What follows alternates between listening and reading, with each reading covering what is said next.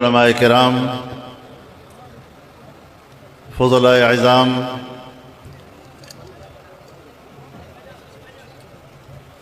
علاقے کے معززین حضرات، میرے بزرگوں، دوستوں اور بھائیوں،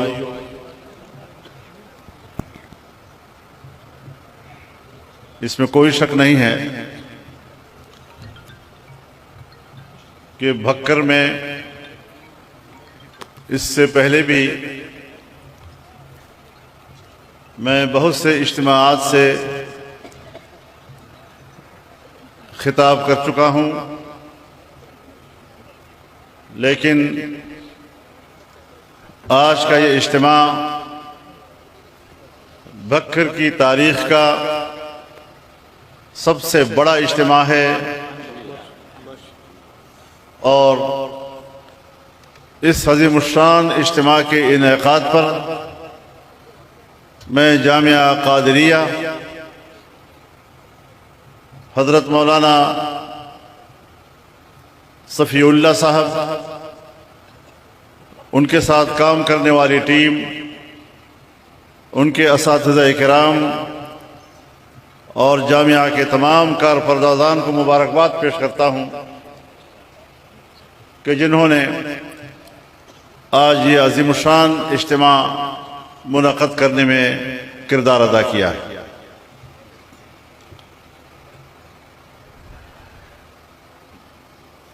یہ اجتماع جامعہ قادریہ کا سلور جوبلی ہے۔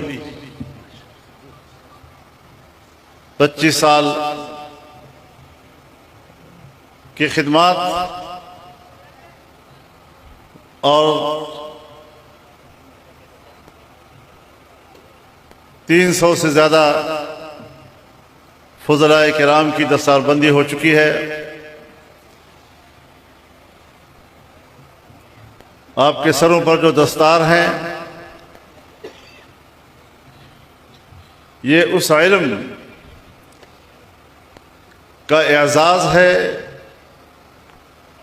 جو آپ اس جامعہ میں حاصل کر چکے ہیں۔ یہ ان اساتذہ کی محنت کی علامت ہے کہ جن محنتوں کے نتیجے میں آپ کو جامعہ کے فضلاء کا خوبصورت عنوان ملا ہے۔ اللہ تعالیٰ اسے مبارک فرمائے اور آپ سب کو اپنی ان پگڑیوں کی لاج رکھنے کی توفیق عطا فرمائے۔ میرے محترم دوستو، ہمارے ہاتھوں میں جو دین ہے، یہ کامل اور مکمل دین ہے۔ الیوم اکملت لکم دینکم، آج میں نے تمہارا دین تمہارے لیے مکمل کر دیا ہے۔ ہمارے اکابر علماء کرام فرماتے ہیں کہ اکمال دین باعتبار تعلیمات و احکامات کے ہے۔ اللہ تعالیٰ نے قیامت تک جن علوم کے ذریعے سے، جن احکامات کے ذریعے سے انسانیت کو زندگی گزارنے کا نظام دیا ہے، وہ اب کامل اور مکمل ہے۔ وَأَتْمَمْتُ عَلَيْكُمْ نِعْمَتِي، اور میں نے اپنی نعمت تم پر تمام کر دی ہے۔ ہمارے حضرات اتمام نعمت کو تعبیر کرتے ہیں اس کامل دین کی حکومت و اقتدار سے۔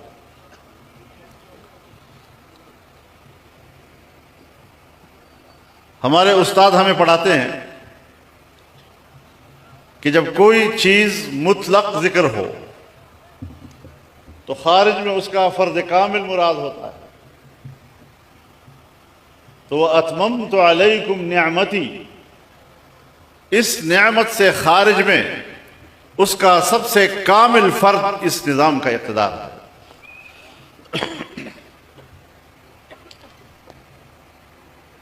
حضرت یعقوب علیہ السلام کے پاس جب حضرت یوسف علیہ السلام کے قمیص لایا گیا اور آپ کے چہرے پہ ڈالا گیا، فرتد بصیرا، آپ کی بینائی واپس لوٹ آئی، تو آپ نے پوچھا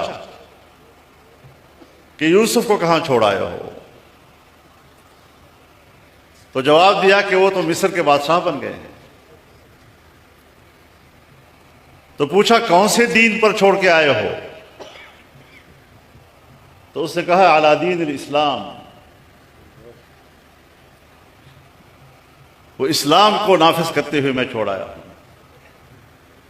تو آپ نے جواب دیا الآن تمت النعمہ، اب ہوئی نا بات کہ دین نعمت تمام ہو گئی۔ حضرات علماء کرام، یقیناً بہت سے شعبوں میں کام کرنے کی ضرورت ہے۔ اس امت کے اندر ایسے لوگ بھی موجود ہیں کہ جن کو ابھی تک کلمہ پڑھنا بھی نہیں آتا، انہیں کسی نے نماز پڑھانی بھی نہیں سکھائی، وہ دین کے بنیادی احکامات سے بھی ناواقف ہیں۔ اس محاذ پر بھی کام کرنے کی ضرورت ہے۔ مسلمانوں کے اندر فتنے اٹھائے جا رہے ہیں، ہر فتنے کو روکنا یہ بھی امت کی ذمہ داری ہے، صرف علماء کرام کی نہیں، امت کی ذمہ داری ہے۔ چنانچہ اگر عقیدہ ختم نبوت پر کوئی حملہ آور ہوتا ہے اور اپنی نبوت کا فتنہ کھڑا کرتا ہے تو ایسے فتنوں کا راستہ روکنا بھی تو امت کا کام ہے۔ مشہور یہ کیا گیا ہے کہ قادیانیوں کو غیر مسلم اقلیت قرار دیا گیا اور شور مچ رہا ہے کہ آپ نے ان کو کیوں کافر کہہ دیا ہے؟ بھئی ذرا ان سے بھی تو پوچھو جو پوری امت مسلمہ کو کافر کہہ رہے ہیں۔ اور قومی اسمبلی میں جب جرح ہوئی اور حضرت مفتی صاحب رحمہ اللہ نے ان پر سوال کیا کہ آپ کا نبی کہتا ہے کہ جو مجھ پر ایمان نہیں لاتا وہ کافر ہے، پکا کافر ہے، دائرہ اسلام سے خارج ہے، تو اگر آج ابو بکر صدیق زندہ ہوتے اور وہ آپ کے پیغمبر پر ایمان نہ لاتے تو آپ کے خیال میں وہ بھی کافر ہوتے؟ تو اس نے کہا ہاں وہ بھی کافر ہے۔ حضرت عمر کا نام لیا گیا، حضرت عثمان کا نام لیا گیا، حضرت علی کا نام لیا گیا، حضرات حسنین کا نام لیا گیا رضوان اللہ تعالی علیہم اجمعین، کہ اگر یہ ایمان نہ لاتے تو جواب یہی تھا کہ ہاں یہ بھی مسلمان نہ ہوتے۔ اتنی بڑی جرت، اور تب جا کر 13 دن کی جرح کے بعد ایوان متفق ہو گیا کہ ہمیں تو اندازہ نہیں تھا کہ ان کے اتنے گندے عقائد ہیں۔ اور پھر کہتا ہے مجھ پر اللہ کی وحی آتی ہے۔ تم وقت جھوٹ کیوں بولتے ہو؟ اللہ کی وحی کہاں آتی ہے؟ تم نے تو خود کتاب میں لکھا ہے کہ میں انگریز کا خودکاشتہ پودا ہوں، تم نے خود لکھا ہے، تو کہیں انگریز کی وحی شاید آپ پر آتی رہی ہو، خدا کی وحی کا تو تصور بھی نہیں کیا جا سکتا۔ تو میرے محترم دوستو، اس قسم کے فتنے پیدا ہوتے ہیں۔ پھر ہمارے ہی معاشرے میں ایسے لوگ پیدا ہوئے کہ انہوں نے امت کو گمراہ کرنے کی کوشش کی، ایک لابی پیدا کی کہ دوبارہ قادیانیوں کو مسلمان کا ٹائٹل دیا جائے. جمعیت علماء اسلام اس میدان میں مقابلے میں آئی ان لوگوں، اور الحمدللہ ہم نے ان کے ایجنڈے کو ناکام بنایا ہے. یہاں اسرائیل کو تسلیم کرنے کی باتیں ہوئی. اب اسرائیل کو تسلیم کرنے کی بات کرنا، یہ تو فلسطین کی نفی ہے. جناب رسول اللہ صلی اللہ علیہ وسلم نے فرمایا اخرج الیہود من جزیرۃ العرب، یہودیوں کو جزیرۃ العرب سے باہر نکال دو. فلسطین ارض عرب ہے، ارض انبیاء ہے. اس سرزمین پر یہودیوں کو آباد کرنا کیا رسول اللہ صلی اللہ علیہ وسلم کے اس حکم کی نفی نہیں ہے؟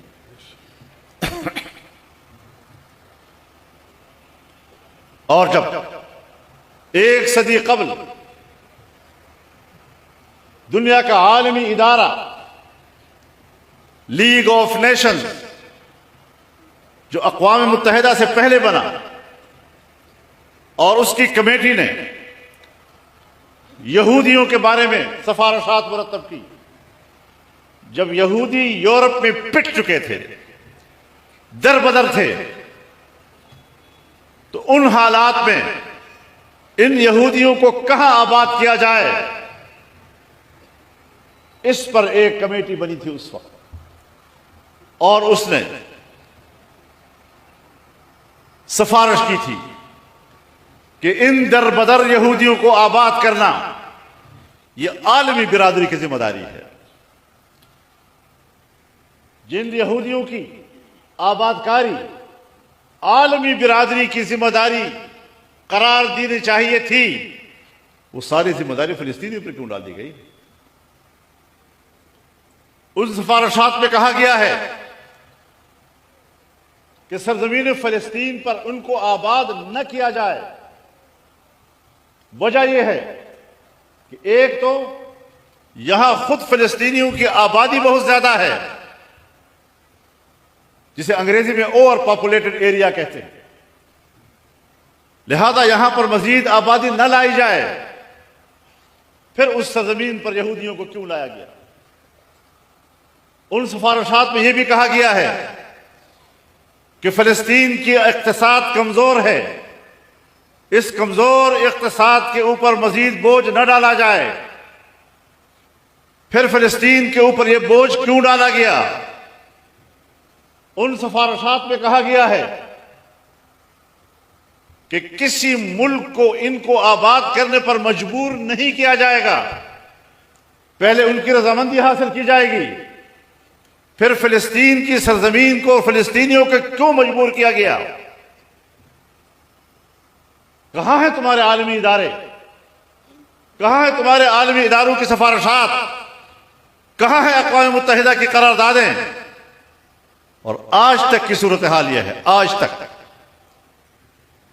کہ عالمی عدالت انصاف نے اسرائیلی وزیر اعظم نیتن یاہو کو انسانی مجرم قرار دیا ہے، انسانی نسل کشی کا مرتکب قرار دیا ہے، اور اس کو گرفتار کرنے کا حکم دیا ہے.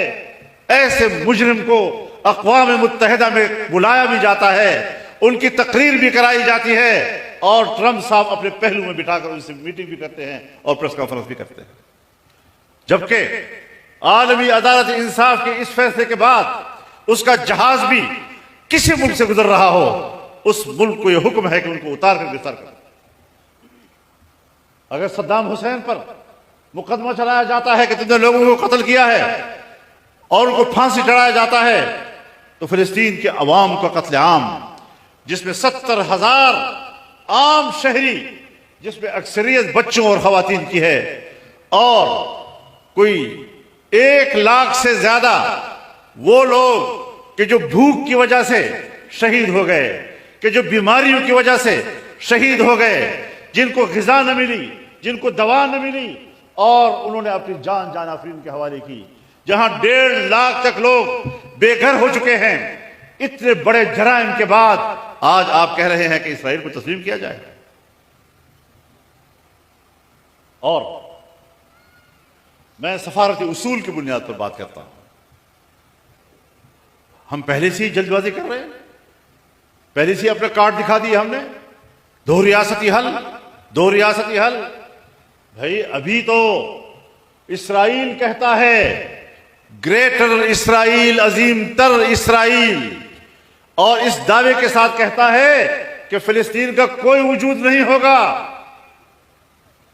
اگر صہیونی قوت فلسطینی ریاست کو تسلیم کرنے کا انکار کرتی ہے, اور ابھی تک تو فلسطینی کہتے ہیں کہ صرف فلسطین کی ریاست, ہم اسرائیل کو تسلیم نہیں کرتے, جب دو اصل مدعی اور اصل مد مقابل وہ اپنے اپنے موقف پر اول روز سے آج تک قائم ہیں, پھر دوسری دنیا پہلے انتظار تو کرے, اسلامی دنیا انتظار تو کرے.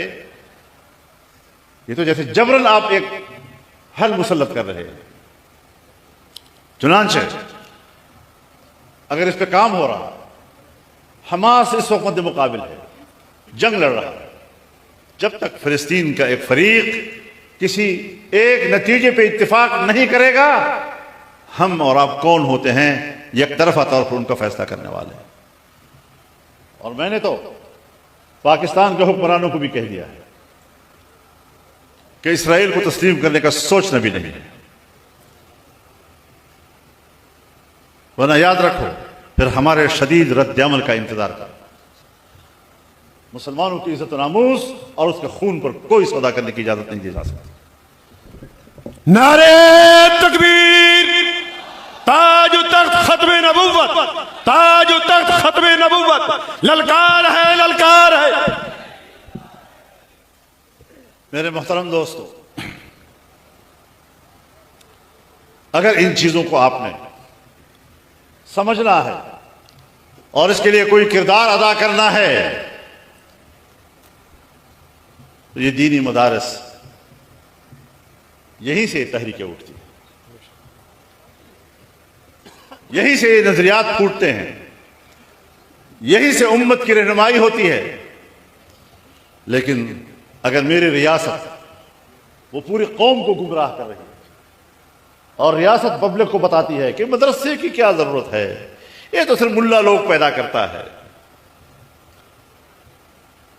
ہمارا دعویٰ یہ ہے کہ علم کو جدید اور قدیم میں تقسیم کرنا, دینی اور عصری میں تقسیم کرنا, یہ تم نے کیا ہے, انگریز نے کیا, اور تم انگریز کی وراثت پہ اس وقت بھی بیٹھے ہوئے ہو. یہ نظریہ تم نے پیدا کیا ہے, یہ علم کو تقسیم تم نے کیا ہے. ہم تو قرآن والے لوگ ہیں. وَعَلَّمَ آدَمَ الْأَسْمَاءَ كُلَّهَا, حضرت آدم کو اللہ نے سب چیزوں کا علم دے دیا. تو اس میں کوئی فرق کیا ہے کہ یہ دنیوی علوم اور یہ عصری علوم اور یہ دینی علوم اور جدید علوم اور یہ قدیم علوم؟ وہاں تو مطلقاً ذکر ہے کہ اللہ نے حضرت آدم کو سارے علوم دے دیے. اب جب سارے علوم دیے تو اس کا معنی یہ ہوا کہ بنی آدم کے اندر تمام علوم حاصل کرنے کا استعداد موجود ہوگا. 1857 سے پہلے کیا بر صغیر میں مدرسے اور اسکول کا فرق تھا؟ بر صغیر سے باہر آج بھی مدرسے اور اسکول کے درمیان کوئی امتیاز ہے؟ یہ تقسیم کس نے پیدا کی؟ یہ تقسیم تو علی گڑھ نے پیدا کی. انگریز نے جب علی گڑھ میں مدرسہ قائم کیا اور اس کا نظام انہوں نے مسلمانوں کے حوالے کیا, لیکن نصاب ان کو دیا اور اس نصاب سے قرآن کو نکال دیا, اس نصاب سے حدیث کو نکال دیا, اس نصاب سے فقہ کو نکال دیا, اس نصاب سے فارسی زبان کو نکال دیا, جبکہ فارسی اس وقت ہندوستان کی سرکاری زبان ہے. تو جب مسلمانوں کے مدرسے میں قرآن کا علم نہ ہوگا, حدیث کا علم نہ ہوگا, فقہ نہیں پڑھائی جائے گی, آپ مجھے بتائیں کہ آنے والی نسلیں صرف یہ تو سمجھے گی کہ ہم مسلمان ہیں, لیکن آگے اسلام کیا ہے اس کا کچھ پتہ نہیں ہوگا. اور کیا یہ ایسی بات ہے جو ہم زبانی کہہ رہے ہیں اور ایک دعویٰ کر رہے ہیں اور بس؟ آج بھی ہمارے یہ دنیا دار لوگ، یہ کالجز اور یونیورسٹی میں پڑھنے والے، ان کو آج بھی قرآن و حدیث کا کچھ پتہ نہیں ہوتا۔ تو تقسیم تو تم نے کی ہے۔ میرے مدرسے کا طالب علم اپنے نصاب کے ساتھ ساتھ کالج اور یونیورسٹی میں بھی امتحان دیتا ہے، اور صرف امتحان نہیں دے رہا، 3 سال تک مسلسل میرے دینی مدرسے کے طالب علم نے تمہارے بورڈ کو ٹاپ کیا، پھر بھی سمجھ میں ان کو نہیں آ رہا مدرسے کی کیا ضرورت ہے۔ بابا مدرسہ رد عمل میں آیا ہے، اور حضرت شیخ الہند رحمت اللہ علیہ جب مالٹا سے واپس آئے 1 سال سے بھی کم زندگی گزاری انہوں نے۔ مالٹا سے رہائی کے بعد، ہندوستان واپسی کے بعد 1 سال سے بھی کم زندگی آپ نے گزاری، اور اس زندگی میں آپ علی گڑھ گئے، علی گڑھ والوں سے خطاب کیا اور کہا کہ میں اپنا مستقبل آج بھی کالجوں میں دیکھ رہا ہوں، میں ان کی رہنمائی چاہتا ہوں، آؤ نصاب ایک کریں، اس نصاب کی تقسیم ٹھیک نہیں ہے۔ تم نے نہیں مانا، پاکستان بن گیا، ہندوستان سے علماء آئے یہاں پر۔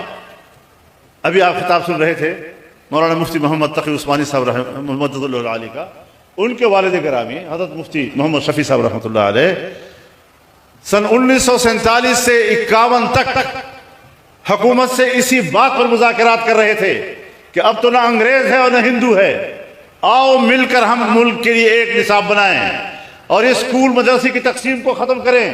لیکن پاکستان کی بیوروکریسی نے ان کے اس تجویز کو کوئی اہمیت نہیں دی، اور بالآخر ان کو دارالعلوم قائم کرنا پڑا۔ پروپیگنڈے کر رہے ہو علماء کے خلاف، مدارس کے خلاف۔ اب مدارس کو توڑنے کی کوشش کر رہے ہیں۔ کسی زمانے میں کہتے تھے یہ 5 وفاق کیوں ہے، یعنی وفاق المدارس، تنظیم المدارس، اہل حدیث کا وفاق، شیعوں کا وفاق، جماعت اسلامی کا رابطۃ المدارس وغیرہ وغیرہ، 5 کیوں ہو، تم ایک ہو جاؤ۔ اور اب انہوں نے 5 کے بجائے 15-20 اور بنا دی۔ یہ ہے ہماری بیوروکریسی اور اسٹیبلشمنٹ کا عقل و خرد، یہ ہے ان کی نیتیں۔ تو میرے محترم دوستو، قانون بن چکا، اب اگر قانون بن گیا ہے تو پھر بینک اکاؤنٹ کھلنے چاہیے نا مدارس کے۔ اسٹیٹ بینک آف پاکستان کا حکم آ چکا ہے، تمام بینکوں کو مل چکا ہے، پھر اکاؤنٹ کیوں نہیں کھل رہے؟ اگر رجسٹریشن صوبائی مسئلہ ہے اور صوبے میں قانون سازی ابھی تک نہیں ہوئی، تو پھر وزارت تعلیم کے تحت رجسٹریشن صوبوں میں کیوں کرائی جا رہی ہے اور 1860 کے ایکٹ کے تحت کیوں نہیں کرائی جا رہی؟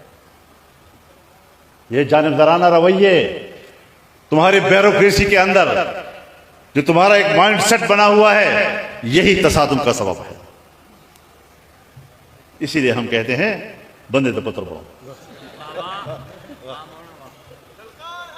مجرم تم ہو، جہالت تمہارے اندر ہے، مدرسے کی حقیقت کو تم نہیں جانتے، مدرسے کی ضرورت کو تم نہیں جانتے، اور الزام ہم پہ لگا رہے ہو قوم کو گمراہ کرنے کے لیے۔ میڈیا کو استعمال کرتے ہو، اینکروں کو استعمال کرتے ہو، روزانہ کوئی نہ کوئی تبصرہ اڑا دیتے ہو۔ ہم اپنے موقف پر مطمئن ہیں، ہم اپنے برحق ہونے پر مطمئن ہیں، اور تمہارے جبر پر بھی مطمئن ہیں۔ لہذا نہ تمہارا جبر چلے گا اور نہ تمہیں ہم اپنے جائزہ حق سے آپ ہمیں ہٹا سکیں گے انشاءاللہ۔ ہم چاہتے ہیں آؤ مسئلے کو حل کریں۔ 2004 تک آپ کے اور ہمارے مذاکرات ہو رہے تھے، 2005 میں آپ نے اور ہم نے دستخط کیے، 2010 میں پھر ہم نے آپس میں دستخط کیے، پھر آپ میں کچھ شرائط آئے، ہم نے وہ مان لیے۔ کہاں پر مدارس نے رکاوٹ ڈالی ہے؟ لیکن آپ یہ سوچتے ہیں کہ ہم یہ تجویز دیں گے تو یہ انکار کر دیں گے، پھر ہم ان کے اوپر ڈالیں گے کہ دیکھو یہ تو تجویز نہیں مانتے، لیکن مدارس ہر معقول بات کو مانتے رہتے ہیں، اور تم پھر شرارت کر کے اگلے 2-3 شرائط اور پیش کرتے ہو۔ بدنیت تم ہو، جھوٹ تم بولتے ہو، اور یا پھر نہ سمجھ ہو، جاہل ہو۔ تو ایک بات تو ضرور ہے، تو ہماری بات مان لو، ہم اس ملک کے بچوں کو ضائع نہیں کرنا چاہتے. میں اگر اپنے بیٹے کے بارے میں چاہتا ہوں کہ اس کو انگریزی آئے، اس کو پولیٹیکل سائنس آئے، اس کو جغرافیہ آئے، معاشرت علوم آئے، تو میں قوم کے بچوں کے بارے میں کہوں گا کہ نہیں ملنا چاہیے اس کو. تو میرے محترم دوستو، ان تمام چیزوں کو ہم نے آگے لے کے بڑھنا ہے، اور انشاءاللہ العزیز یہ تحریک ہے. جمعیت علماء اسلام ایک تحریک ہے، ایک جدوجہد کا نام ہے. ہمارے اکابر نے ہمیں یہ روشنی دی ہے اور ہم ان کے دی ہوئے روشنی میں ہم چل رہے ہیں اور آگے بڑھ رہے ہیں. میں نے کبھی بھی دیوبندیت کو مسلک نہیں کہا. دیوبندیت اہل سنت والجماعت کا نشاط ثانیہ ہے. اسلام کی آفاقیت کا نام ہے، اسلام کی عالمگیریت کا نام ہے، ایک کامل اور مکمل دین کا نام ہے، اس کی حاکمیت کا نام ہے، اس کے لیے جدوجہد کا نام ہے. لیکن ہمیں فرقوں میں تقسیم کر دیا گیا، اور ہم نے بھی اپنے فرقے کو اور مکتب فکر کو ایک دکان بنا دیا ہے کمائی کا. تو یہ ایک نظریے کا نام ہے، ایک فکر کا نام ہے، ایک عالمگیریت کا نام ہے. یہاں پر جب بات ہوتی ہے اور ختم نبوت کا ذکر ہوتا ہے تو ہم اپنے اکابر کا نام دیتے ہیں. تاثر یہ دیتے ہیں کہ شاید کسی اور مسئلے کا کوئی بندہ اس تحریک میں شریک ہی نہیں تھا. بھائی یہ سارا مل کر لڑی ہے جنگ. اس میں بریلوی مکتب فکر کے لوگ شامل تھے، بخاری کے ساتھ یہ سب لوگ شامل تھے، اہل تشیع کے لوگ زیادہ شامل تھے، تمام مکاتب فکر اس میں شامل تھے. سن 74 میں یہ سارے لوگ اکٹھے شامل تھے، اسمبلی کے اندر یہ سب موجود تھے. یہ امت نے جنگ لڑی ہے اس کی. اس کو خالص ایک مسلکی موضوع مت بنائیے. پوری امت اس موقع پر متحد ہے اور اس نے قربانیاں دی، اور انشاءاللہ العزیز یہ جدوجہد جاری رہے گی. یہ مدارس بھی قائم رہیں گے، مدارس کا سلسلہ بھی قائم رہے گا. اور اگر کوئی مناسب تجویز ہے ہم آج آپ کے ساتھ بات کرنے کو بھی تیار ہیں. ہم اس میدان میں بخل سے کام نہیں لے رہے، ہم اس میدان میں تنگ نظری سے کام نہیں لے رہے، اور ہم تو ملک میں ایک جمہوری ماحول چاہتے ہیں. جمعیت علماء اسلام ایک جمہوریت پسند جماعت ہے. جمہوری عمل سے ہم نے ایک آئین بنایا، ایسا آئین کہ جس میں ملک کا نظام وہ اسلام ہوگا، قانون سازی قرآن و سنت کے تابع ہوگی. اب لوگ جمہوریت پر بھی بات کرنے لگے، یہ اسلام ہے یا کفر ہے. اس سے بڑھ کر جہالت اور ہو نہیں سکتی. ہمیں آئین دیکھنا ہے، آئین کیا کہتا ہے. ہمارے اکابر نے محنت کی، جدوجہد کی. آج اگر کوئی جدوجہد کرتا ہے یہ اس کا حق ہے، اگر مظاہرہ کیا جاتا ہے یہ اس کا حق ہے. سیاسی جماعت ہو، مذہبی جماعت ہو، کوئی بھی عنوان ہو، آئین اجازت دیتا ہے، قانون اجازت دیتا ہے. اور اسی لیے ہم نے تحریک لبیک کے حق میں یکجہتی کا اظہار کیا ہے کہ ان کے اوپر ہونے والا تشدد وہ نہ جمہوری ہے، نہ قانونی ہے، نہ آئینی. لیکن ہم یہ بھی ضرور کہتے ہیں کہ تحریکیں بھی چلیں گی. ہم نے بھی تحریکیں چلائی ہیں، ملین مارچ کیے ہیں، آزادی مارچ کیا، 10-10 لاکھ اور 15-15 لاکھ لوگوں کو ہم نے پورے ملک میں اکٹھا کیا. لیکن جملہ تک نہیں ٹوٹا، خراش تک کسی کو نہیں آئی. تحریکیں بھی پرامن ہونی چاہیے اور حکومت کو بھی تحمل کا مظاہرہ کرنا چاہیے، کسی کے حق کو سلب نہیں کرنا چاہیے. تو ہمیں پھر قواریت کی طرف نہیں جانا چاہیے. اس ملک میں سب نے رہنا ہے، اس ملک میں ہندو نے بھی رہنا ہے، اس ملک میں عیسائی بھی رہنا ہے، اہل کتاب نے بھی رہنا ہے، سکھوں نے بھی رہنا ہے. اور جمعیت علماء اسلام کے تو اسمبلی میں ممبران، اس میں ہندو بھی ہے اور اس میں سکھ بھی ہے اور اس میں عیسائی بھی ہے.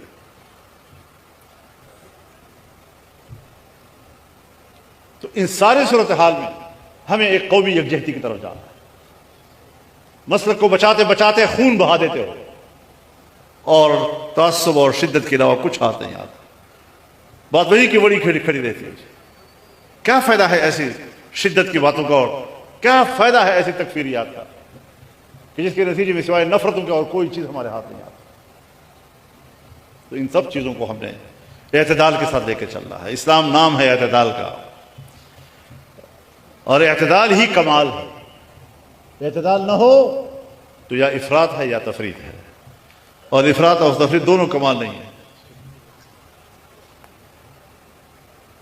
تو دین اسلام دین اعتدال ہے. وَكَذَلِكَ جَعَلْنَاكُمْ أُمَّةً وَسَطًا، ہم نے تمہیں ایک میانہ رو امت بنایا.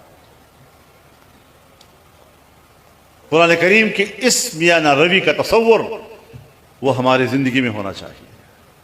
اور ہم جو مدرسوں والے ہیں ہم ہی تو دعوے دار ہیں کہ ہم دین کا علم بھی حاصل کرتے ہیں اور علم پر عمل بھی کرتے ہیں. تو اگر میرا قرآن یہ درس ہے میانہ روی کا اور میری زندگی میں میانہ روی نہیں ہے تو میں نے کیسے قرآن کا علم حاصل کیا کہ میری زندگی اس کے مطابق نہیں جا رہی.